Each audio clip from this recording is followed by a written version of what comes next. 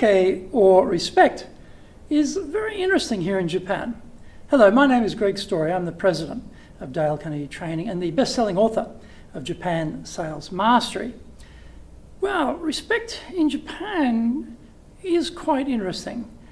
It may be similar in some aspects to maybe European culture more than, say, New World culture like Australia, America, Canada, that type of thing. But here, certainly age and stage and positioning defines many things.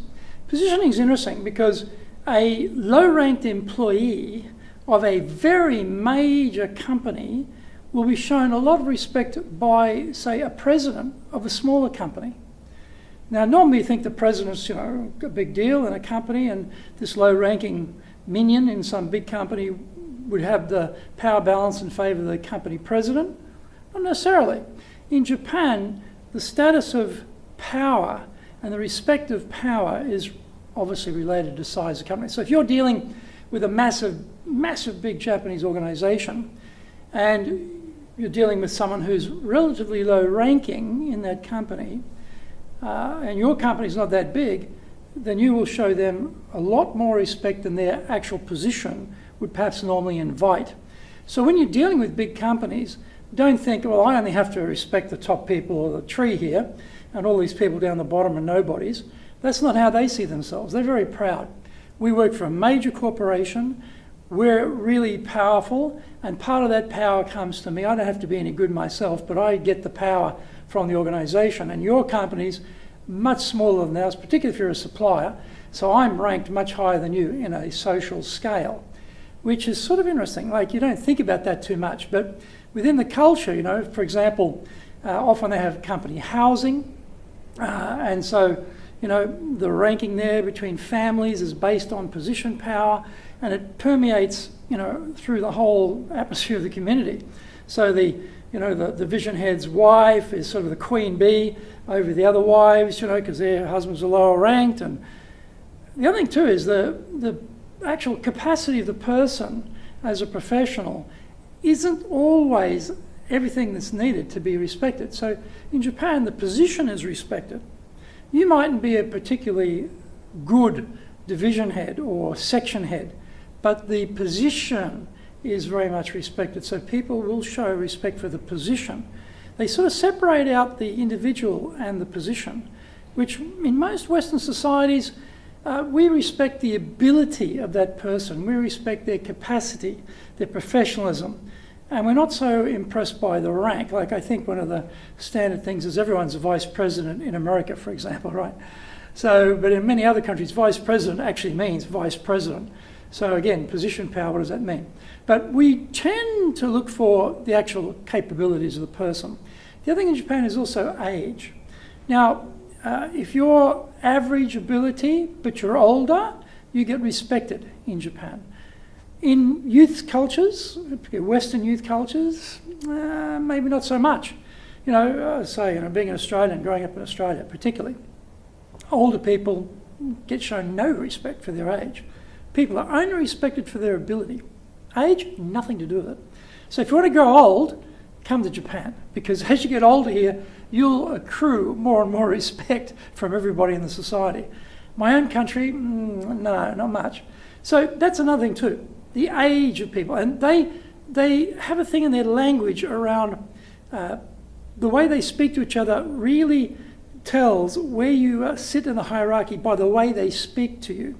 So if they're higher position power, older, maybe been with the company longer, that will get a certain honorific usage in the language which will reflect that. And if it's not done, that's disrespecting them.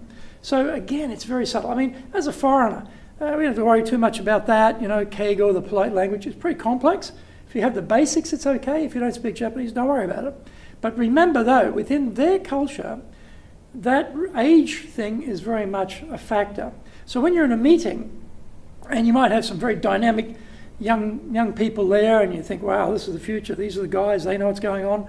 They're in tune with everything. They're the ones who are going to be, really important. Yes, but also maybe the older people who are there, maybe quiet, not doing much, not saying much, they still have a lot of respect and power, and they'll be consulted. So don't start differentiating, discriminating based on what you think is the power balance within a company. So age and stage, very, very important in Japan, and other countries in Asia too. Also, your personal capacity, that's a factor, but it's not the factor. Even if you're not so great, but you're older or you've been in the company longer, you'll be shown respect. And this is also long-term loyalty in a company is respected here. In our societies, we're sort of zigging and zagging on the way up, you know. Wow, what are you doing? You've been in the company 5 years already? What's wrong with you? That's the mentality, right? What's wrong with you? Why aren't you bouncing onto something bigger and better somewhere else? In Japan, I mean, you know, small, medium companies, yes, people move around a lot more than, say, in the big companies, but that's an escalator that goes up and up and up. So longevity, and also craftsmanship, longevity on doing the same thing for a long period of time, a bit like in Europe, you know, when you go to Italy and you see the craftsmen there, they're second, third, fourth, fifth generation, they're doing just the one thing over and over again, but they do it amazingly well. And that's the same in Japan. That type of thing is very, very deeply respected here. So when we're dealing with Japan, don't think, just because they're the most capable person in the room from our viewpoint, that this is going to be the only one we need to deal with.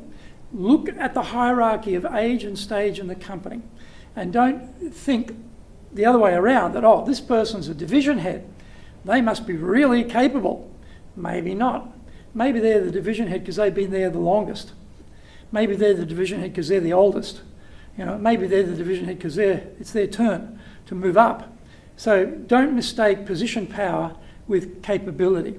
So respect is a tricky thing in Japan sometimes, but be polite, but be aware. The structure may not follow what you're used to. So don't imagine things are as they are in your own country. They probably won't be. Look for signals, but be respectful. No matter, you know, the lowest ranked person in a company, show them respect. You know, the person who brings, it's usually a woman, by the way, young woman, who brings in the water or the coffee or the tea or something to the meeting room, be respectful. If it's the receptionist, be respectful. These are obvious things everywhere, but sometimes, you know, you're a bit of a big shot, you think, and you sort of ignore the underlings. In Japan, never ignore the underlings, ever. Always be respectful. Anyway, there's a few ideas and hints on how to do business in Japan.